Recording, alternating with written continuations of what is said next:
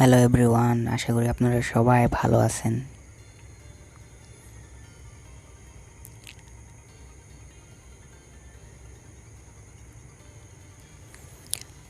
সর্বপ্রথমে আমরা কাইনমাস্টার অ্যাপটি ওপেন করব।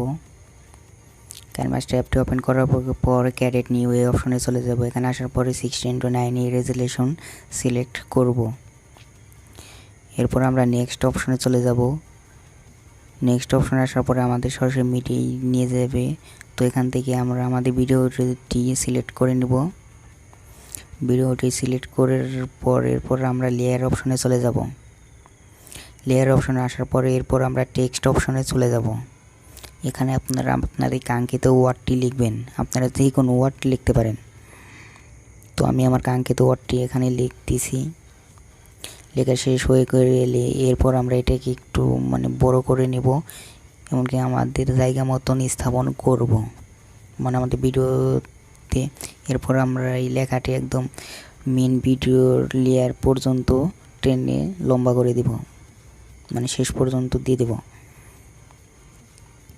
শেষ পর্যন্ত দিয়ে দেওয়ার পরে এরপর আমরা একটি ফন্ট নির্বাচন করব। এই যে এখান থেকে আমরা সুন্দর একটি ফন্ট নির্বাচন করব। এখানে রোবোট ব্ল্যাক ইটালিক এই ফন্টটি আমরা ব্যবহার করব। এই ফন্টের উপরে চাপ দিয়ে যে ক্রস চিহ্ন এখানে চাপ দিলে আমাদের ফন্টটি সেভ হয়ে যাবে। দেখুন এখন দেখতে কিন্তু খুব সুন্দর দেখাচ্ছে। এরপর আমরা নিচে টেক্সট অপশনে টিপ দিয়ে এরপর আমরা ব্লেন্ডিং এই অপশনে চলে যাব। এই অপশনে আসার পরে এখানে লেখা আছে ওভারলি, এই অপশনটা চলে যাব। এরপর ওকে করে দিব।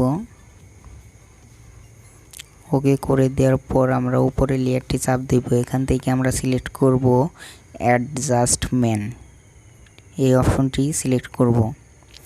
অ্যাডজাস্টমেন্ট অপশনে আসার পরে আমরা এই যে উপরে যে একটি ব্রাইটনেস দেখতে পাচ্ছেন, এই যে ব্রাইটনেস, তো আমরা এটাকে একদম -100 করে দেব, -100 করে দিলাম। এরপর আমরা ওকে চাপ দেব।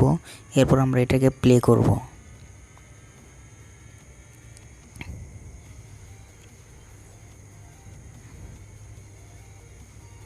দেখুন এখান দেখালে খুব সুন্দর দেখাচ্ছে ভিডিওটি।